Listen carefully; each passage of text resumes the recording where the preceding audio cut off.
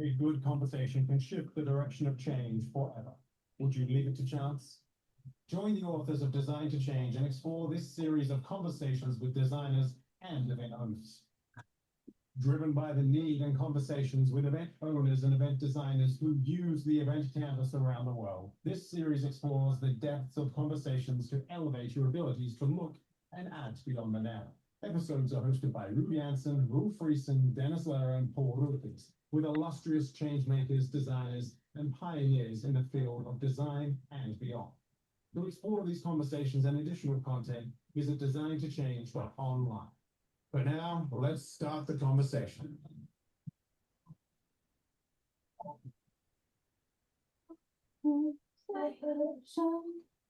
All right, welcome back. My name is Ruud Janssen, your host for the Design to Change podcast. And with me today is a guest that you might have heard before.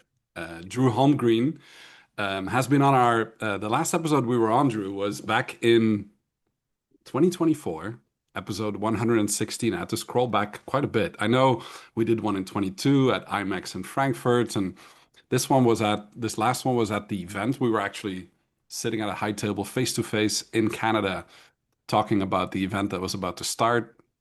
And here we are, it's the 7th of November, 2025. We're at episode 218. Drew, welcome back to the show.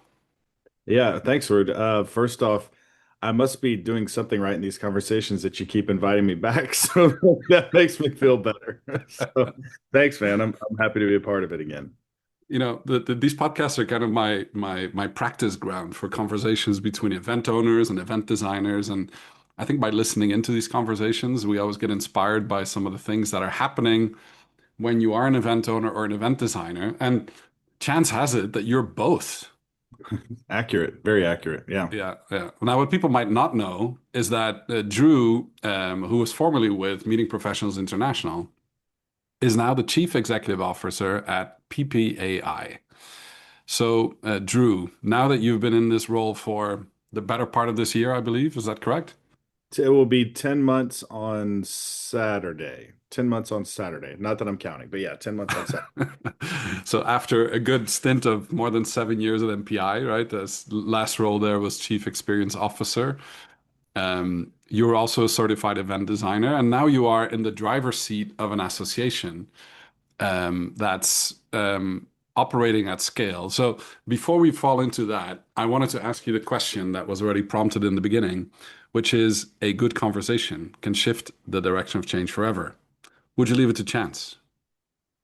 Yeah, and no, I would not leave it to chance. I want to have the right conversations, think the right way, have conversations with the right people who can provide me the right input and insights.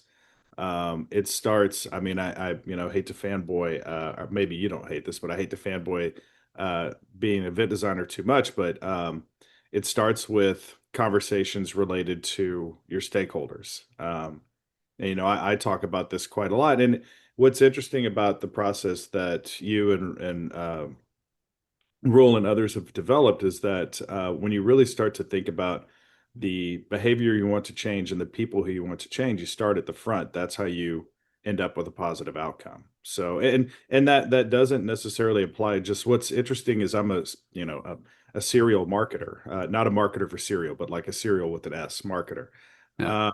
And it's the same principle for marketing as well. And that's where, my experience in the advertising industry at MPI really converged well for PPAI because promotional products are marketing. And a lot of the conversations I'm having with our community are directly related to how event design takes place, and that they start with the critical questions. Who's your target audience? What are you trying to accomplish? What's your message? Yeah. And now that you are in that new role, when you look back at our last episode, and ask you about the horizon of change, and that was on 22nd of September 2024, which feels like such a long time ago when you start in a new role in a new organization and you go through the whirlwind I remember exchanging some messages when you were at your very first event, right in January, I think, when you started, right in Vegas. Maybe describe to people a little bit what PPAI consists of, because I know you have like 15,000 member companies that are all involved in promotional products, but could you sketch the landscape for us and what you saw when you entered into that role of president and CEO of this association? Yeah, sure. So I'll kind of step back to the decision when it was made. I was not in the process of looking. MPI is an amazing organization. Paul Vandeventer, the CEO, I just was texting with him yesterday because he is going to be a lifetime mentor of mine. I think it goes back to that conversation. Would you leave it to chance? Paul is one of those people I will always seek out conversations with because I trust him. He's got infinite wisdom. So going back to when the recruiter who actually placed me at MPI is the same one who called me about PPAI. And I was considering my next steps, but not actively looking, and was thinking about going to work for a travel and tourism hospitality brand, maybe Hmm. as CMO, CBO, COO, something like that. Yeah. And I started thinking through this and thinking about all the things that I enjoyed about MPI. And it was very community people oriented. And then I started thinking about the things that I was missing by being at MPI, and it was pure, true marketing. And I had a few conversations with mentors, not with Paul, because I didn't want to tell him I was having these conversations. But I started having conversations with some of my other mentors, and they said, dude, you are a marketer. You like people. This is a Yeah. marketing association. This is an Yeah. association for marketers. This merges those two worlds for you really nicely. Yeah. Uh, and that's what I found. And so that, my first day on the job was a board meeting. My second day on the job was our annual event, which is 16,000 people at Mandalay Bay. So I met 16,000 of my best friends. On day two of your, Day two of my job. But you know what? I probably would, from the stage, or did you? yeah, Yeah. yeah, Yeah. speaking from the stage and then going right into the trade show. Yeah. Uh, and I wouldn't have it any other way, Yeah. That was a great way to get involved in the industry and to meet those 15,000 plus companies and 65,000 plus members who are actively engaged with PPAI. So to encapsulate just what PPAI is, Hmm. PPAI is the Association for Event Professionals. PPAI is the Association for Promotional Products Professionals. And over time, that promotional products term has gotten some stigma to it, and we're actually starting to lean more into the term branded merch. And branded merch is it's what I'm wearing. So I'm wearing a University of Texas hoodie right now. This is branded merch. I love, a lot of people don't like squishy balls. I love the squishy balls because I constantly have to be doing something with my hand. This is Yeah. something that one of our members put together. So when we look at this industry, it's a hugely creative industry. The vastness of what we provide is remarkable. And when I say it's creative, there are so many people in this industry who are true creative solution seekers. Hmm. Hmm. Um, there is a part of this industry that is very much walk into an auto parts store with a backpack on, dump out a bunch of pins and say, pick one. And there is a space for that. Hmm. Those who are, I think, a little bit more successful in this industry are the ones who come to the table without product in their hands and instead are asking those design questions. Tell me about your marketing philosophy. Tell me about your target audience. Tell me what you're seeking to accomplish with this spend. It's the ones who are treating branded merch like a true marketing channel. And that's Hmm. what we're in the process of doing now is repositioning this entire industry to make sure that it gets its due credit as being a marketing channel. When a brand puts together a campaign that has a media mix, merch has to be a part of that mix. Hmm. Hmm. And that's Now, and yeah. it's amazing. And I will tell you this. So the events community, which I absolutely adore and got 7 wonderful years with, they are a little bit more formal, a little bit more buttoned up. This is an incredibly creative, huggy, inked up industry. And I fit in both, but again, I do tend to lean more towards that creative marketing segment. So, I had a great home within the events industry. This feels like my true home. That's a pretty amazing flying start. If you, um, on day one, like you said, you're the board meeting are the people that appoint the CEO and that work with as an ex officio, I suppose. You don't vote on things, but you're the liaison to making happen what the board of directors, which is led by volunteers, I suppose. Yep. So you know that dynamic and environment very well. And then with your expertise of the meetings and events industry and your marketing history, you walk in on day two into this PPAI Expo at Mandalay Bay, 16,000 people, all these new members that are looking at the guy that knows a lot about events. Right. That must be daunting for a team that's running the event. Or Yeah. how does that translate into the dynamic on day two and day one as you walk into the boardroom and walk onto the stage? And what does that do to you as a person? I'm just curious because it's not that often that we see, you know, somebody that's a certified event designer on the design side of doing and delivering events, obviously from an executive role, but then stepping into the event owner's role where Right. all of a sudden the dynamic changes and yeah, you're in charge of that event now. You're holding the purse strings and doing everything that in the future might affect the impact of that event. Yeah, so with my mind's eye, what I was doing is not being critical, because I am fortunate in that we've got an exceptionally strong events team at PPAI, equally as strong as what we had at MPI. Great planners at MPI, Tanya and Melinda and beyond. Just wonderful team that I had there. Yeah. So I've got my senior lead at PPAI is Ashley Vanderstuyf. That name probably sounds very familiar for your background. Yes. So Ashley is brilliant, super smart. So as I was walking around our expo event, and we've got 4 other signature events that we put on, I'm looking at these from an experiential perspective, Yeah. not being critical, but finding, critique and potential opportunities. What I found is the main thing that our audience wants for the trade show. So much like an IMEX America, there is a Monday of education, and then Hmm. Tuesday through Thursday is a trade show experience. Hmm.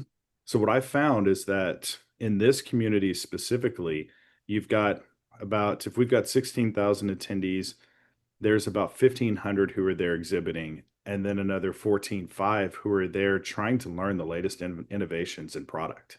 Uh, Hmm.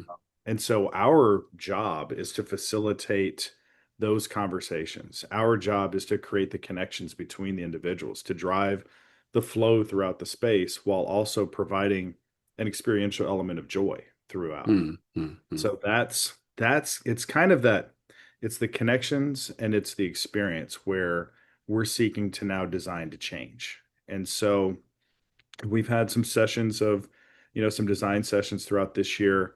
We're going to do some more next year. 2026 coming up here in about 70 days is going to have some significantly new elements to it. But knowing that, I came in on January 10th and this next event is January 13th, there's only so much change you can make in that time. So the real Yeah. change will start to have impact on 27. And the good news is the net promoter score of this event is it's a 60 for our supply, or 63 for our suppliers, or for our distributors, and Yeah. then 60 for our suppliers. So we're already on the cusp of world class, which is Yeah. great. And that shows Yeah. that this team historically continues to create a great experience. There's just, it's that 80/20 rule. And this is something I learned at MPI.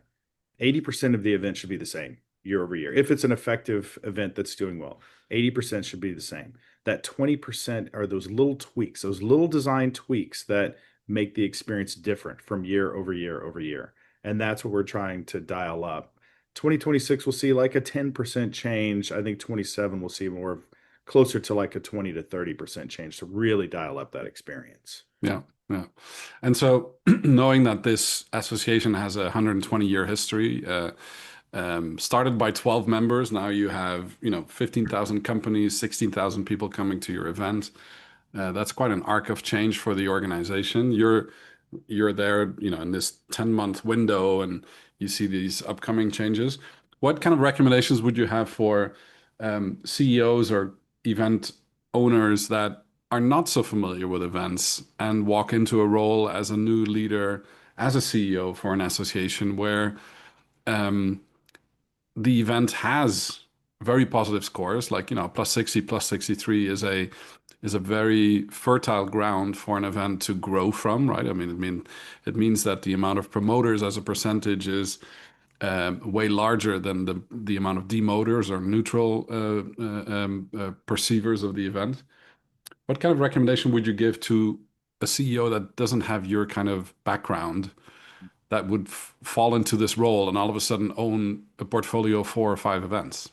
Yeah, it's going to be a lot of conversations and talking. So the first thing I would do is sit with whoever is the owner of the event within the organization. And if that's a executive person and then kind of a planner type person, sit Mhm. with them and gain a good understanding of what the objective of the event is, Yeah. who the target audience is, you know, understand all of those core building elements of the event. So talk with that team. If you have a board, gain their perspective, because your board should be individuals who are closer to the ground. They are the ones who Yeah. are ultimately part of your target audience and your stakeholders. Then start to dig a little bit deeper. If you've got the opportunity, so in my case, I've got suppliers, distributors, and business service providers.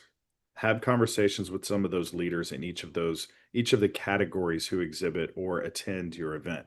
So Mhm. gain the perspective of each of those stakeholders and understand what they want to accomplish. And Mhm. then, try and find out about the execution of the event historically. What does it look like 5 years ago compared to now? What happened during the COVID area? What kind of adjustment was made? I think that is actually a very key thing to understand, because when you think again about your target audience and your objective, and all of a sudden you take the benefit of in real life out of the equation, we'll find out how they kind of bridged that gap, how they filled that hole in the ship. What did they do? Mhm. I Mhm. think that's beneficial. And then, being very pragmatic about it, understand the P&L of the event.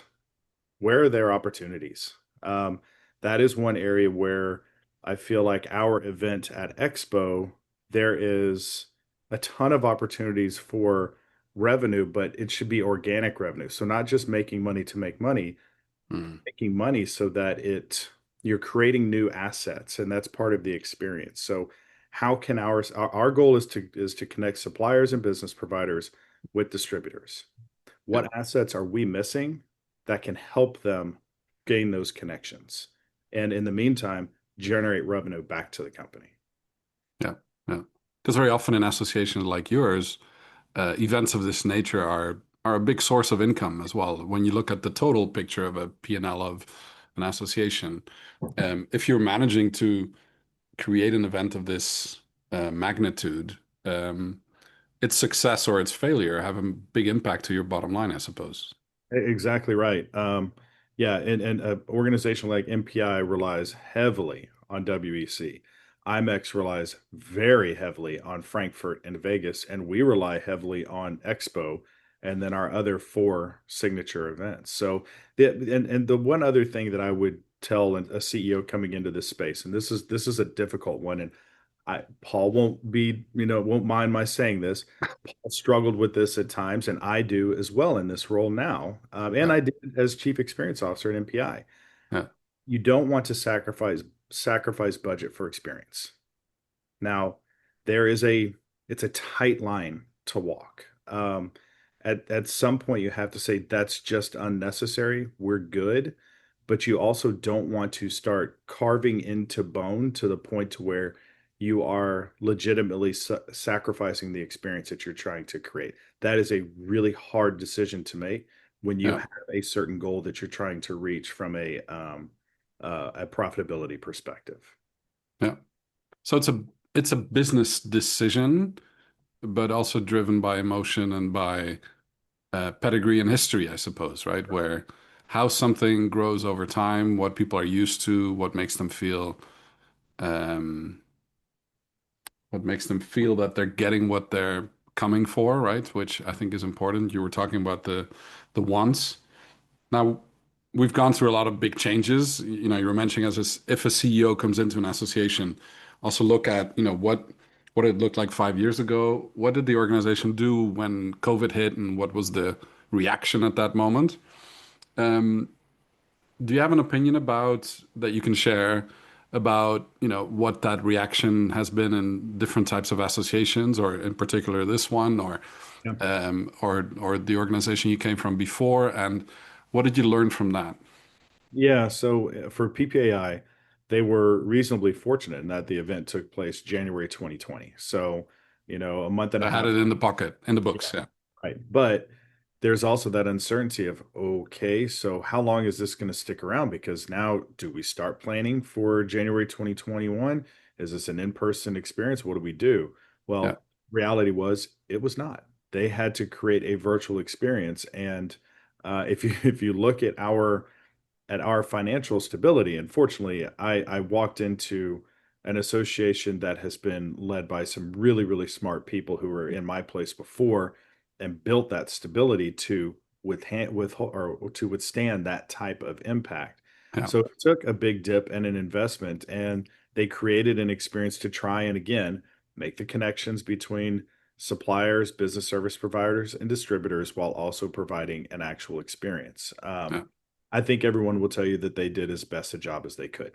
And there are great learnings that came from it that we do apply forward to now. yeah, And that is trying to facilitate those connections.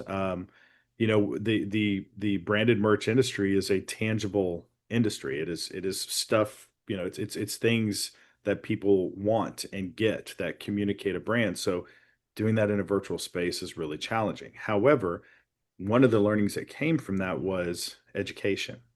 Now, PPAI has long provided education and done it within the digital space, but now we've put a real emphasis on expanding our portfolio. We just this year launched a new learning management system to better facilitate that education, and we're driving creation of more assets within that digital space. So that was a learning that carried forward, and now that's going to be an emphasis from here yeah, on out. That's part of our strategic plan going forward. On MPI, it was a remarkable thing that we did. Our event, WEC, was supposed to be held in June of 2020, and we postponed. We did not want to cancel. We knew that that was a bad indicator to the industry if the industry's association is canceling an in-person event. So yeah, we postponed it. I think we did that in April. We finally made the call, working with the Grapevine Convention Visitors Bureau, working with the Gaylord Texan, we identified November as a good date to relaunch it. yeah, And I will tell you that was that time leading up to it. What was that? 6 months or so leading up to November was among the most stressful that my team had ever experienced. yeah. I can imagine. Work with the federal regulations, the local regulations, the state regulations. The worst thing that could happen is we hold this event and everybody gets sick, because at the time we just didn't know the extent of what COVID was going to do to people. Yeah, And we had an event with 600 and I want to say 650 in-person attendees, and then 1,800 virtual attendees. No COVID cases as a result. It was absolutely amazing. We did everything. Everybody was masked up. Our attendees, observed the rules. Everybody was 6 foot apart. I think my stomach talking here.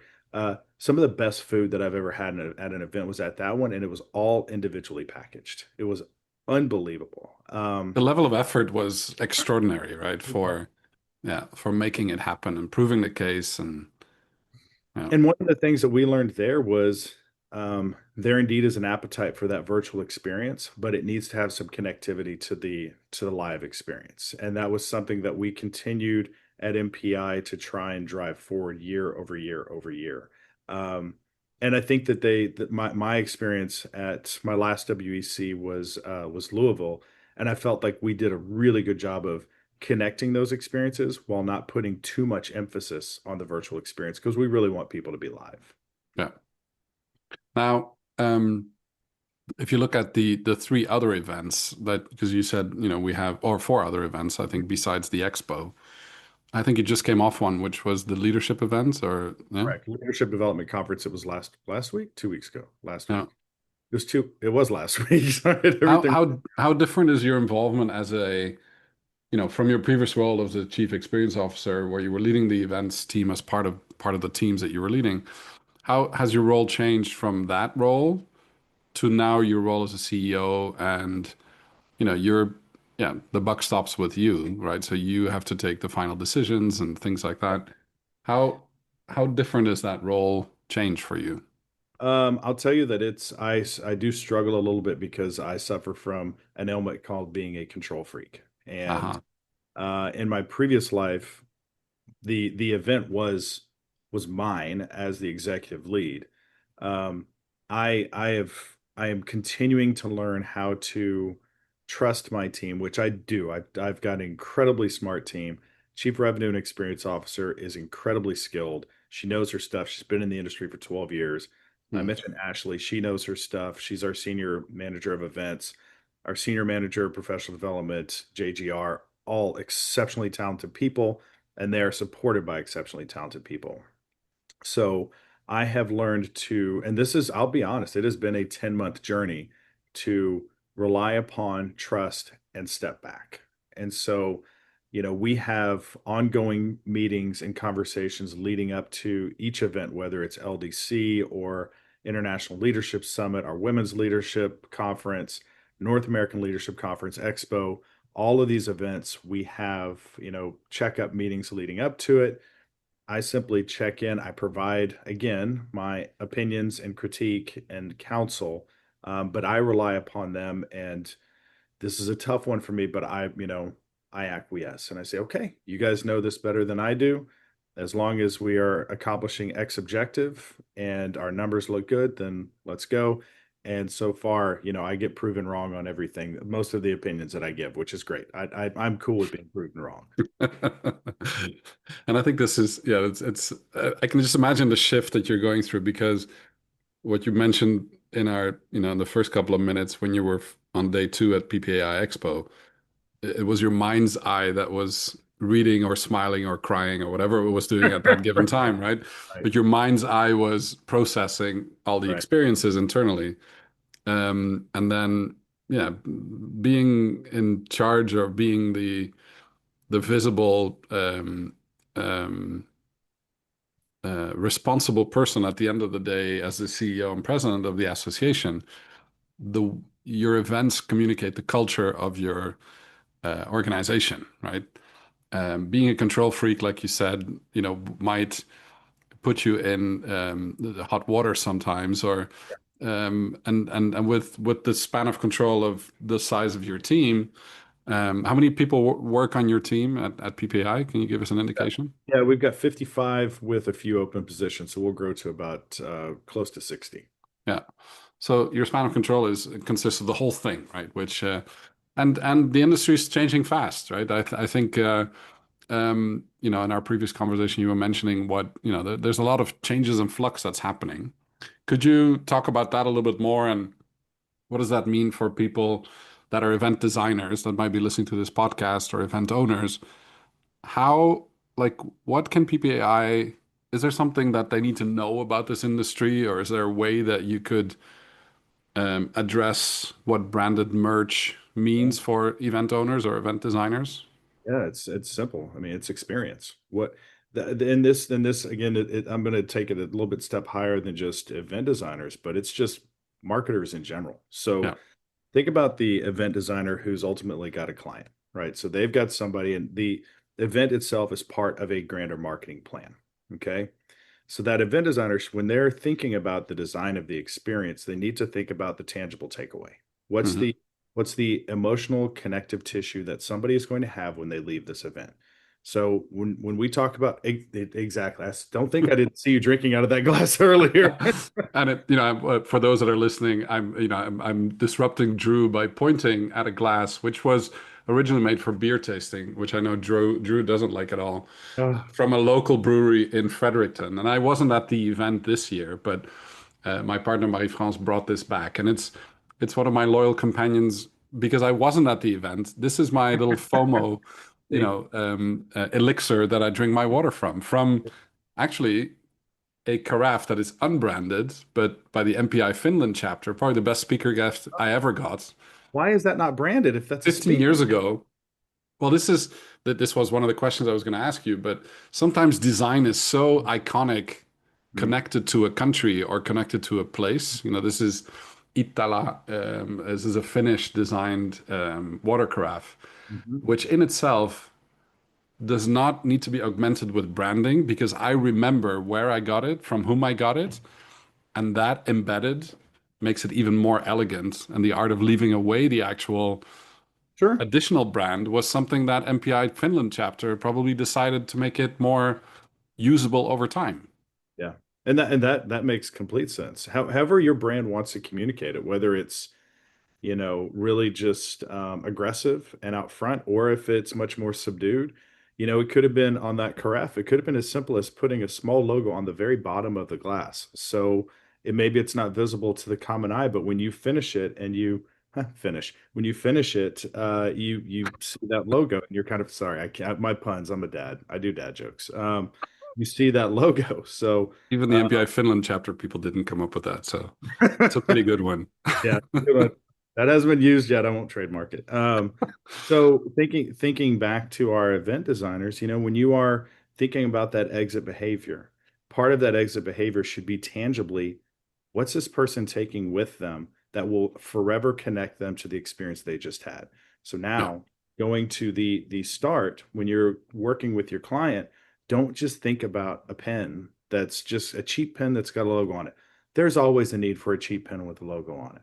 But what augments this experience beyond that cheap pen? Maybe you do the cheap pen plus plus. Maybe there is something else that you can leave them with. I was scrolling through Instagram last night and popped up into my feed an attendee from our leadership development conference last week, and she posted something about the design components of the merch that we had at that event. So we Mhm. had a really cool sweatshirt that was a gray sweatshirt with a gray logo on it. And then Mhm. she noticed that the cup, we always have some type of cup that we give. The cup was a black mat with a black sheen logo on it. Well, guess what it matched with? It matched with a folio that was black matte with a black sheen logo on it. Like everything was designed so that it paired with this audience. So this is a younger audience typically. Mhm. We're Mhm. trying to do things that are a little bit more on trend.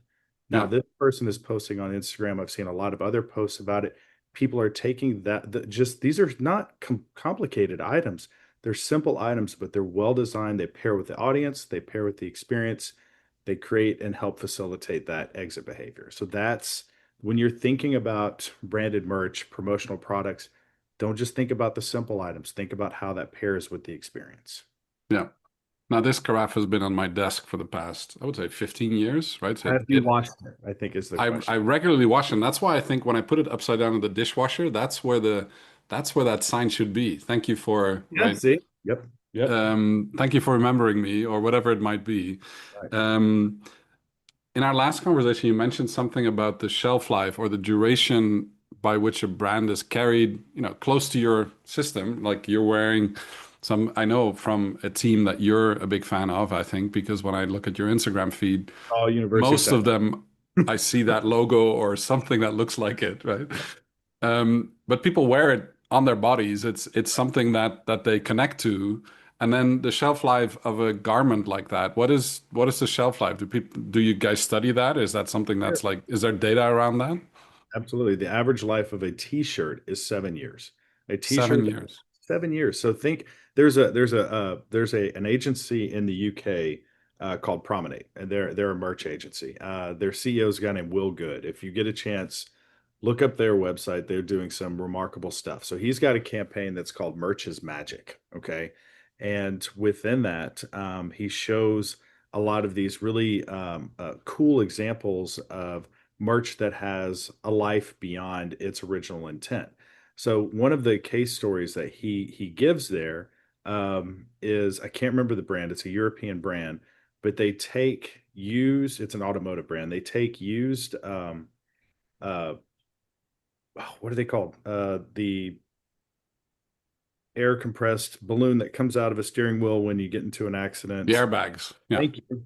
They take used airbags and they turn those into actual like garments that are very fashionable. So this sustainability now of taking items like that, I just used up stuff. So taking that and turning it into something fashionable that people want to keep is remarkable. He shared with me the other day another cool campaign that Stella Artois did. So Stella Artois has now created merched apparel that facilitates the stealing of glasses at bars. So It if you facilitates. correct, Okay. so you can go to a bar if you like that Stella glass. It's got like hidden pockets, so you can like slide it into your, and it's it says it's a Stella Artois shirt. It's absolutely brilliant. These are the smart creative solutions. I mean, think about that item. If Yeah. I got that, I am absolutely holding on to that because I have stolen a few glasses, borrowed a few glasses in my life. Yeah. So, Well, you yeah, need to with the alphabet of beers that you have in your fridge. I correct is know you correct. showed them to me once, and you couldn't, if you ever have a chance of following Drew on his Instagram or other places, ask him about that. And it's Yeah, pretty impressive. I take my beer collection and my beer fridge pretty seriously. Yeah, And these are the kind of things that, over time, we've been able to share and wherever that may be on the planet. What I really enjoy is that with your marketing perspective, now in the CEO seat as a driving force in a marketplace that's being very creative, even in its 120th year of existence. Um, Despite all these really positive war stories, what are some of the things that you're currently experiencing where you're like, this is something that's really hard that's happening right now? Or what are some of the things that, as a CEO, you feel that maybe keep you up at night, or where you think, well, this is part of the tough side of the job? yeah. Staff culture. That's a tough one. And I've had a lot of conversations with Paul and with other mentors. I'm part of a peer network now, and what I've learned in our conversations as CEOs is that 70% of the conversations we have related to challenges we're facing are people related. Look, the reality is there's 55 people in upwards of 60 who work at PPAI. They are Mm, all incredibly talented. They all, know what they need to do. They want to be happy. I have everybody's had a job where mm, it is a job. It's a job. You get in your car in the morning, you drive in begrudgingly, you drive home with your cup really emptied, and then you start it all over the next day. The reality is we spend more time with our coworkers than we spend with our spouses. So mm, that time should be spent better.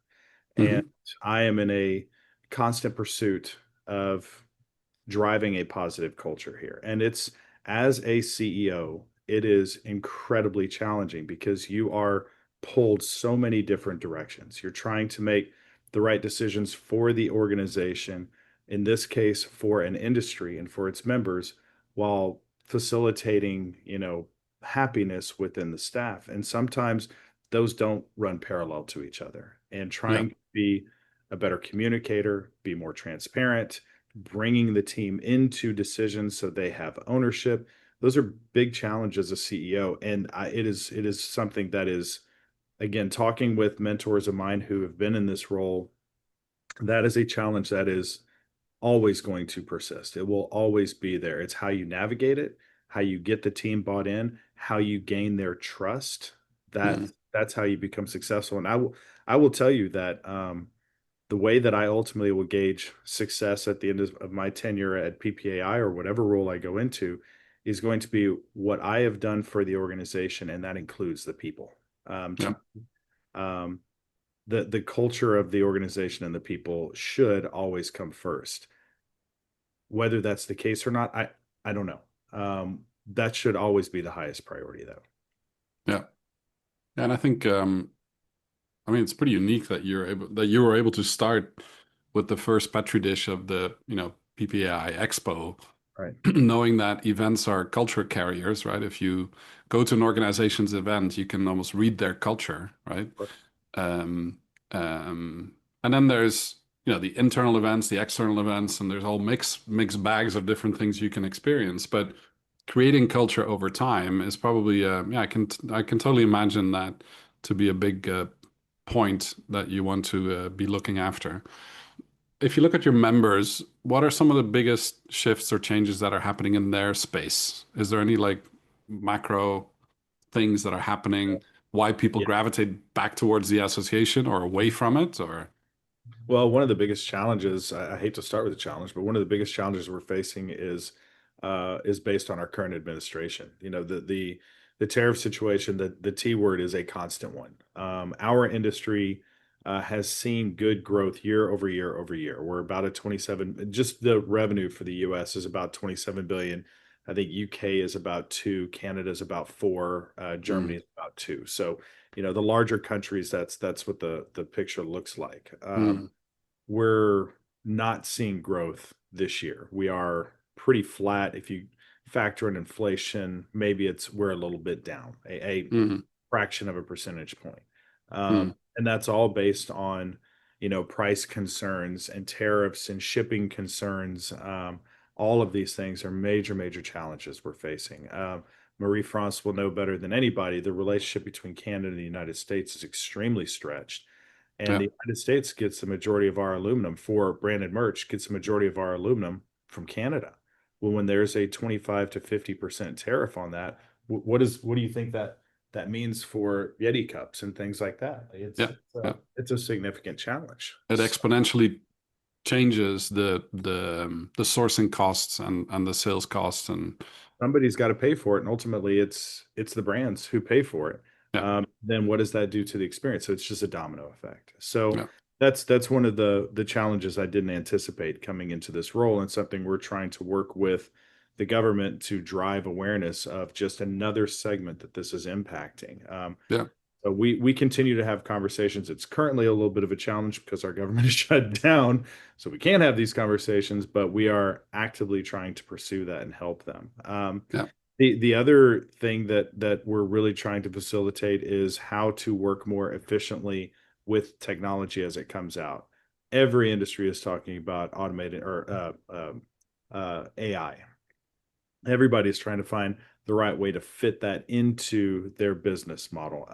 How to use artificial intelligence to drive automation, to drive, task development, so it takes some of the mundane tasks away. So we Mm, are working on a lot of educational resources. You'll see at our expo event coming up in January, a significant amount of attention continued to be driving towards the AI conversation, but I think one of the ways in which we're starting to change that conversation is less about the tools and the resources and more about how to. So, giving some of these best practices that some of our suppliers, distributors, and business service providers are doing to help harness and embrace that technology to drive better efficiencies. So, those are some of the things that are happening. But by and large, what we are starting to push really heavily is just that repositioning of the industry.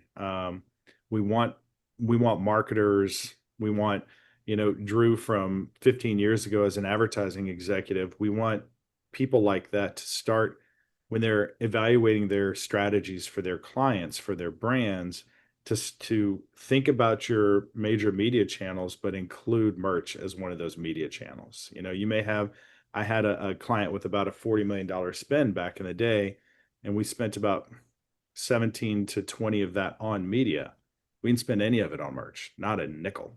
It was all TV, digital, radio, outdoor. Why? Why were we, why weren't we considering this? This is the highest return on investment, longest lifetime.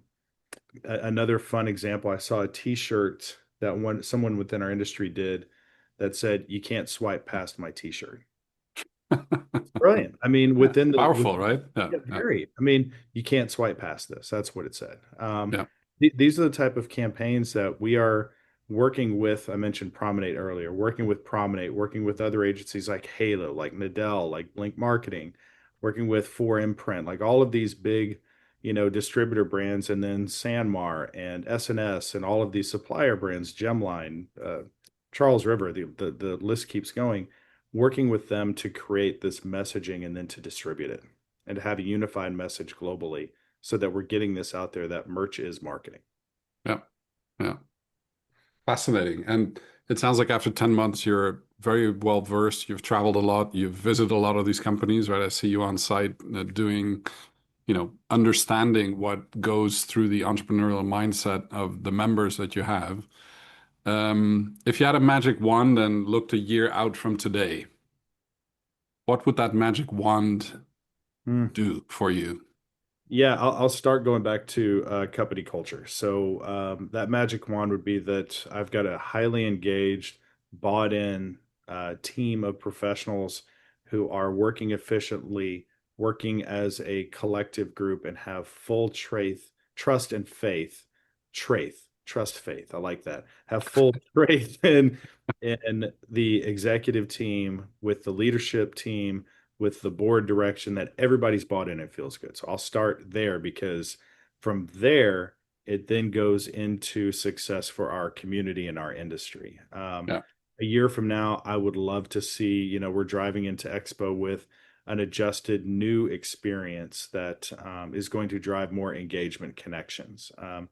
I would love to see our campaign efforts related to actual marketing and then research that's in market, that's driving this concept and creating awareness and impact of merch as marketing. So if those things can start to happen over the course of the next year, and creating partnerships, I reached out to Rachel Benedict, who's the Chief Revenue Officer at MPI. She and I are having conversations about ensuring that PPAI and MPI are collectively talking.